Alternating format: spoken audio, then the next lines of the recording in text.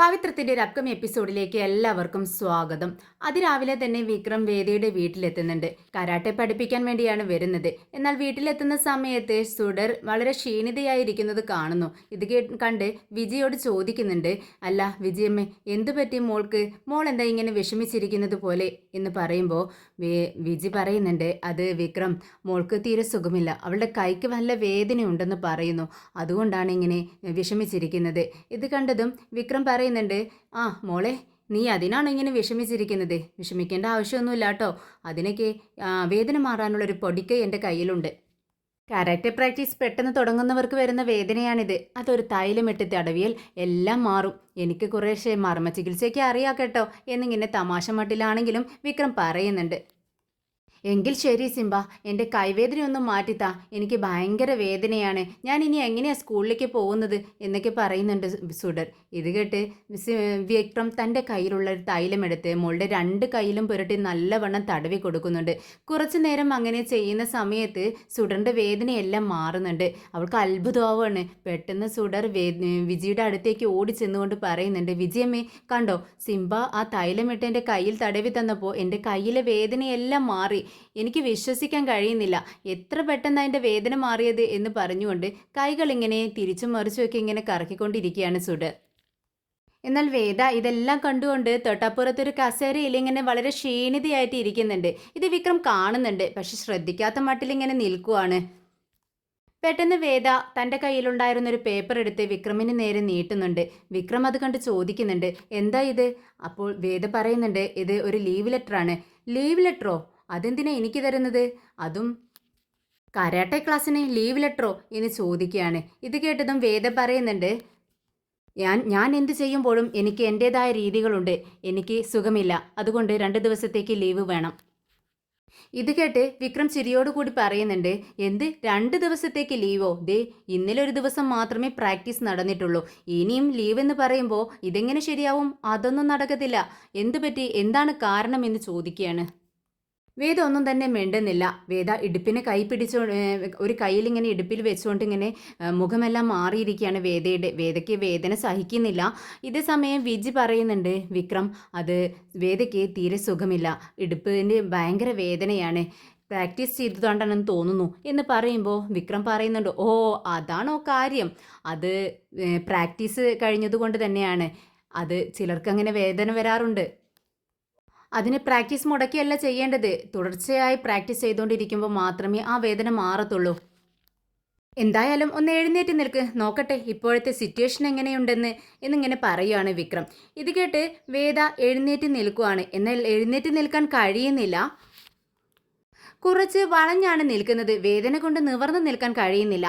ഇത് കണ്ട് വിക്രം ചിരിക്കുന്നുണ്ട്. വിക്രം ചിരിക്കുന്നത് കണ്ട് മോളും വിജിയും ചിരിക്കുകയാണ്. ഇത് കേട്ട് വേദയ്ക്ക് ദേഷ്യം വരുന്നുണ്ട്. വേദ ദേഷ്യത്തോടെ വിജി ചേച്ചി എന്ന് വിളിക്കുകയാണ്.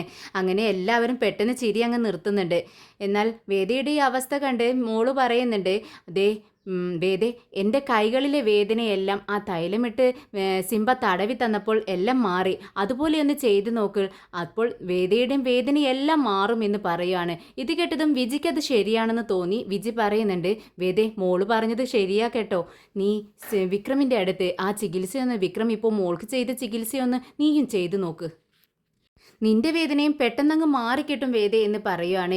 ഇത് കേട്ടതും വേദയ്ക്ക് ദേഷ്യം വരുവാണ്. ഏയ് വേണ്ട വേണ്ട, എനിക്ക് അമ്മാതിരി ചികിത്സയൊന്നും വേണ്ട, ഞാൻ ഡോക്ടറെ കണ്ടോളാം എന്ന് പറയുകയാണ്. ഇത് കേട്ടതും വിജി പറയുന്നുണ്ട്, ഡോക്ടറെ കണ്ട് നിന്റെ വേദന എപ്പോൾ മാറാനേ വേദേ? ദേ നിനക്ക് ഇന്ന് ഇത്രയും അർജൻറ്റുള്ള മീറ്റിംഗ് ഉണ്ട്, 3 4 മീറ്റിംഗ് അല്ലേ, അതെല്ലാം നീ എങ്ങനെയാണ് അറ്റൻഡ് ചെയ്യാൻ പോകുന്നത്? ഇതേ അവസ്ഥയിൽ കുനിഞ്ഞു നിന്നുകൊണ്ടാണോ എല്ലാം ചെയ്യാൻ പോകുന്നത് എന്ന് ചോദിക്കുകയാണ്. ഇത് കേട്ടതും വേദിക്കും അത് ശരിയാണല്ലോ എന്ന് തോന്നുവാണ്. എന്നാൽ വിക്രം വളരെ പാവത്താനെ പോലെ നിന്നുകൊണ്ട് പറയുന്നുണ്ട്, ആ എന്തായാലും എനിക്ക് മടിയൊന്നുമില്ല കേട്ടോ, ഞാൻ ചെയ്യുന്നത് ഒരു മർമ്മ ചികിത്സയാണ്, ആർക്ക് വേണമെങ്കിലും അത് ചെയ്തു കൊടുക്കുകയും ചെയ്യും, പറഞ്ഞാൽ മതി എന്നിങ്ങനെ കൈകൾ പിന്നോട്ട് പിറകോട്ട് കെട്ടിക്കൊണ്ട് നിന്നുകൊണ്ട് ഇങ്ങനെ പറയുന്നുണ്ട്. ഇത് കേട്ടതും വിജിയും നിർബന്ധിക്കുകയാണ് വേദയെ. അങ്ങനെ വേദ നിവൃത്തിയില്ലാതെ അതിന് സമ്മതിക്കുകയാണ്. ശരി, എന്തെങ്കിലുമൊക്കെ ഇങ്ങനെ ചെയ്ത് തൊലയ്ക്ക് എന്ന് പറഞ്ഞുകൊണ്ട് അകത്തേക്ക് പോവുകയാണ് വേദ. എന്നാൽ വേദയ്ക്ക് നടക്കാൻ കഴിയുന്നില്ല. പെട്ടെന്ന് വിജിയോട് പറയുന്നുണ്ട്, വിജി ചേച്ചി എന്നെ ഒന്ന് പിടിക്ക്, എന്താ ഇങ്ങനെ നോക്കി നിൽക്കുന്നതെന്ന് പറയുകയാണ്. അങ്ങനെ വിജി വേദയുടെ കൈകൾ പിടിച്ചുകൊണ്ട് റൂമിൽ കൊണ്ടുപോയി കിടത്തുന്നുണ്ട്. വിക്രമും മോളും പിറകെ ചെല്ലുവാണ്. റൂമിലെത്തിയതും സുഡർ വിക്രമിനോട് പറയുന്നുണ്ട്, സിംബ എൻ്റെ കൈകളിലെല്ലാം തൈലമാണ്, ഞാനിത് കഴുകിയിട്ട് വരാമെന്ന് പറയുന്നുണ്ട്. ഇത് കേട്ട് വിക്രം പറയുന്നുണ്ട്, മോളെ കൈകൾ കഴുകി പതിയെ വന്നാൽ മതി, നീ അവിടെ എവിടെയെങ്കിലും ഇരുന്ന് കളിച്ചോ എന്ന് പറയുന്നുണ്ട്. ശരി എന്ന് പറഞ്ഞുകൊണ്ട് മോളങ്ങ് റൂമിൽ നിന്നും പുറത്തേക്ക് പോകുന്നുണ്ട്. വേദ റൂമിൽ വേദന കൊണ്ട് അങ്ങനെ കിടക്കുന്നുണ്ട്. എന്നാൽ വിജി വേദയോട് പറയുന്നുണ്ട്, വേദേ ഒന്ന് ചെരിഞ്ഞ് കിടന്നു കൊടുക്ക്, എന്നിട്ട് ആ ഡ്രസ്സ് അല്പം ഒന്ന് മാറ്റിക്കൊടുക്ക്, എന്നാലല്ലേ തൈലമിട്ട് തിരുമ്മാൻ പറ്റത്തുള്ളൂ എന്ന് പറയാണ്. ഇത് കേട്ടതും വേദയ്ക്ക് അങ്ങ് ആകെ വല്ലാതായി പോവാണ്. എന്താ ചേച്ചി പറഞ്ഞത്, ഡ്രസ്സ് മാറ്റാനോ? അതിനൊന്നും പറ്റത്തില്ല, ഡ്രസ്സിന് പുറകെ ചെയ്താൽ മതി എന്ന് പറയുവാണ്.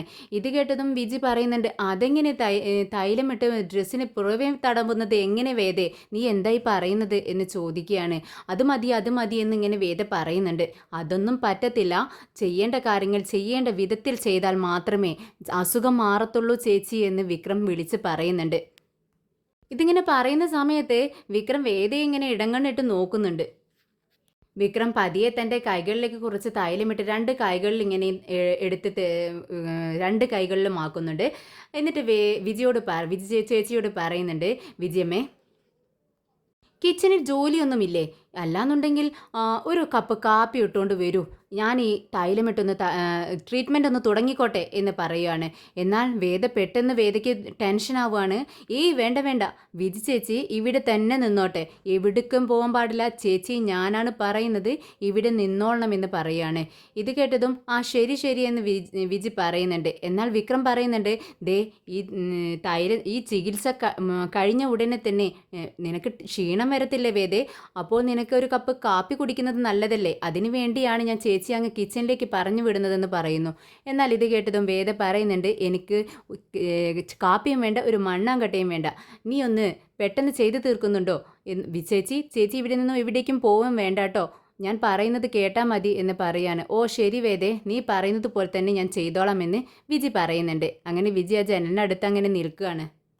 ഇത് കണ്ട് വിക്രം വിജിയോട് പറയുന്നുണ്ട്, അതെ ഇങ്ങനെ മറ്റുള്ളവർ നോക്കി നിൽക്കെ ചികിത്സ ചെയ്യാനൊന്നും എനിക്ക് കഴിയത്തില്ല, ആ ജനലിനങ്ങ് മാറി നിന്ന് പുറത്തേക്ക് നോക്കി നിന്നോളൂ എന്ന് പറയാണ്.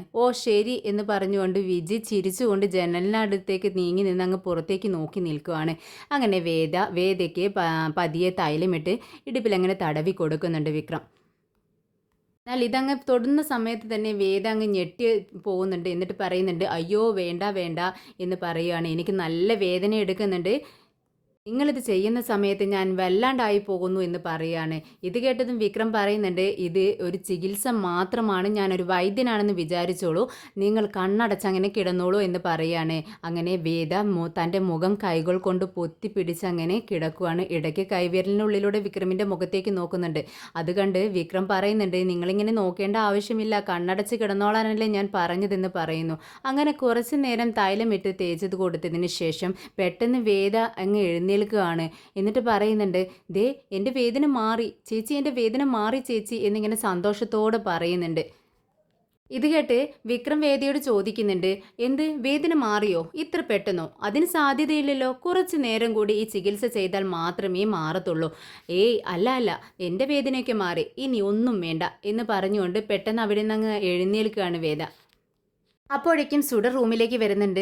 വിക്രമിനോട് പറയുന്നുണ്ട്, സിംബ എൻ്റെ കൈകളിലെ എണ്ണയെല്ലാം കഴുകി ഞാൻ കളഞ്ഞു, ഒരു സ്മെല്ലുണ്ട് എന്ന് പറയുകയാണ്. ഇത് കേട്ടതും വിക്രം പറയുന്നുണ്ട്, അതെല്ലാം പോയിക്കോളും, കുഴപ്പമില്ല മോളെ എന്ന് പറയുകയാണ്. ഇനി രണ്ടുപേരും വാ പ്രാക്ടീസ് ചെയ്യാം എന്ന് പറയുന്നുണ്ട്. ഇത് കേട്ടതും വേദ പറയുന്നുണ്ട്, ഇല്ല എനിക്ക് ഓഫീസിലേക്ക് പോകാനുള്ള ടൈമായി, കുറച്ച് അർജൻറ്റ് മീറ്റിങ്ങുകൾ അറ്റൻഡ് ചെയ്യാനുണ്ട്, അതുകൊണ്ട് ഇനി നാളെ പ്രാക്ടീസ് ആവാം, ഇന്നൊന്നും തന്നെ ഇല്ല, മോൾക്ക് സ്കൂളിലേക്ക് പോകാനുള്ള ടൈമായി എന്ന് പറയുകയാണ്. അങ്ങനെ വേദ അവിടെ നിന്നും ഇറങ്ങി പോകുന്നുണ്ട്. അങ്ങനെ വിക്രം അങ്ങനെയെങ്കിൽ അങ്ങനെ എന്ന് പറഞ്ഞുകൊണ്ട് വിക്രം അവിടെ നിന്ന് പോവാണ്. അങ്ങനെ രാത്രിയായതും കുളി കഴിഞ്ഞ് വരുന്നുണ്ട് വേദ. ഇത് കണ്ട് വിജി ചോദിക്കുന്നുണ്ട്, എന്തു പറ്റി വേദേ, കിടക്കാൻ നേരം ഒരു കുളി, ഇത് പതിവില്ലല്ലോ എന്ന് പറയുവാണ്. അതെന്താ ചേച്ചി അങ്ങനെ പറയുന്നത്, ഞാൻ നന്നായി വിയർക്കുന്നുണ്ട്, അതുകൊണ്ടാണ് ഞാൻ കുളിക്കുന്നതെന്ന് പറയുന്നു. അങ്ങനെ വേദ കുറച്ച് പാല് കുടിച്ച് അങ്ങ് എഴുന്നേറ്റ് പോവാണ്. ഇത് കണ്ടതും വിജി ചിന്തിക്കുന്നുണ്ട്, എന്ത് പറ്റി ഈ വേദയ്ക്ക്, ഈ നേരത്ത് കിടക്കാൻ നേരത്തൊരു കുളി, കുറച്ച് നേരത്തെ കുളിച്ചതാണല്ലോ, പിന്നെയും കുളിച്ചത് എന്തിനായിരിക്കും, എന്തോ കുഴപ്പമുണ്ട് എന്നിങ്ങനെ വിജി മനസ്സിൽ ചിന്തിക്കുന്നുണ്ട്. എന്നാൽ വേദ നേരെ കിടക്കാനായി റൂമിലേക്ക് പോകുന്നുണ്ട്. ബെഡിൽ കിടക്കുന്നുണ്ട്. പക്ഷേ വേദയ്ക്ക് ഉറക്കം വരുന്നില്ല. വേദ തിരിഞ്ഞും മറിഞ്ഞുമൊക്കെ ഇങ്ങനെ കിടക്കുന്നുണ്ട്.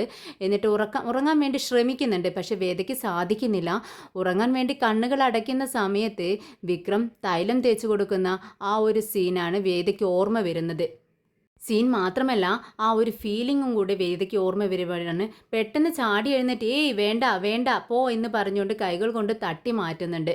അങ്ങനെ വേദ വീണ്ടും പോയി കുളിക്കാൻ വേണ്ടി പോവുകയാണ്. അങ്ങനെ കുളി കഴിഞ്ഞ് വരുന്ന വീണ്ടും കിടക്കുന്നുണ്ട്. അങ്ങനെ ഒരു 10 തവണയെങ്കിലും നേരം വെളുക്കുവോളം ഇങ്ങനെ കുളിച്ചുകൊണ്ടേയിരിക്കുകയാണ് വേദ.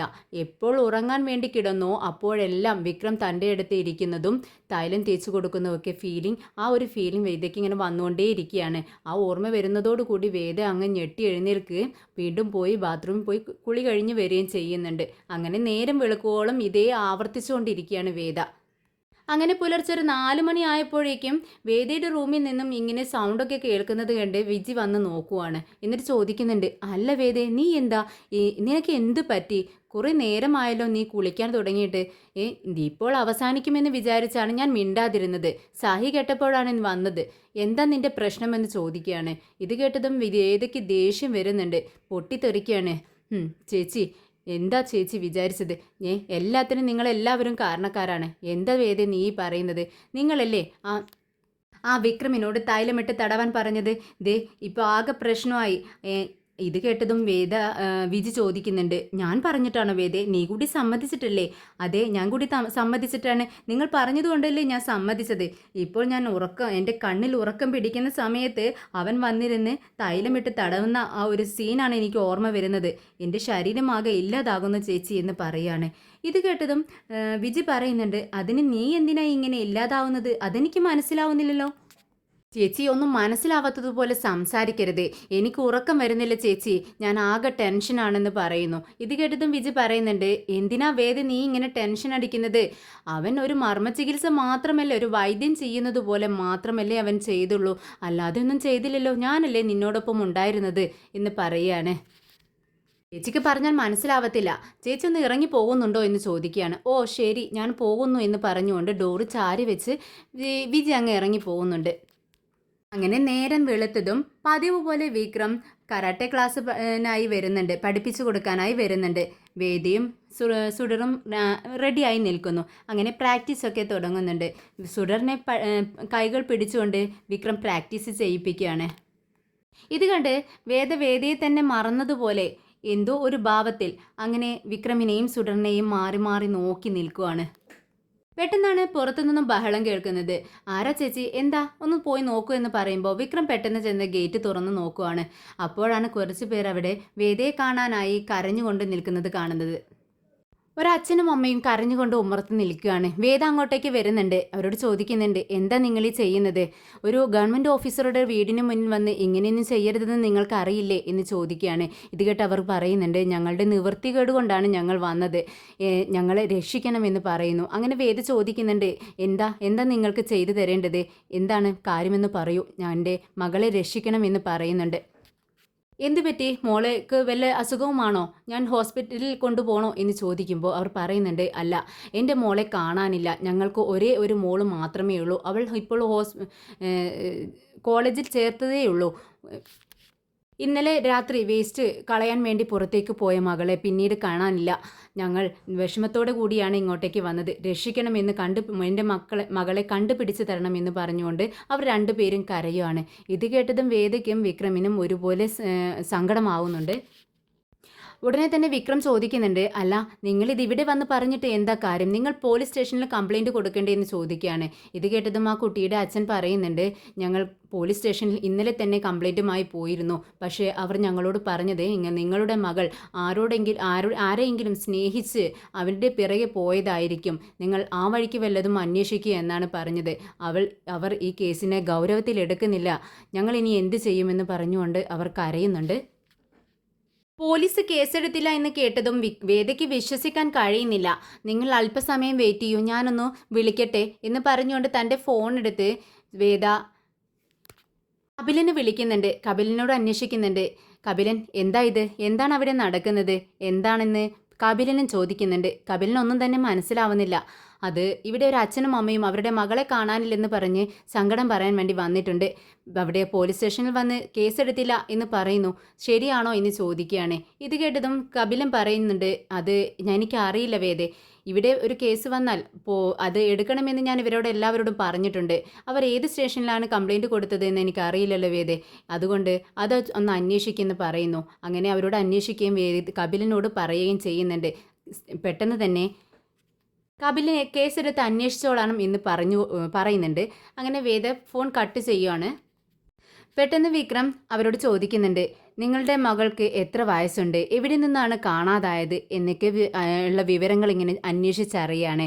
ഇത് വേദ ശ്രദ്ധിക്കുന്നുണ്ട്. വേദ പെട്ടെന്ന് ചോദിക്കുന്നുണ്ട് വിക്രമിനോട്, വിക്രം, അതൊക്കെ നീ എന്തിനാണ് അറിയുന്നത്, ഇത് പോലീസ് അന്വേഷിക്കേണ്ട കാര്യമാണ്, ഇതിൽ നീ തലയിടേണ്ട ആവശ്യമില്ല, പോലീസുകാർ നോക്കിക്കോളും എന്ന് പറയാണ്. എന്തായാലും ഇത് കേട്ട് വിക്രം ഒന്നും മടിച്ചു നിൽക്കുന്നുണ്ട്.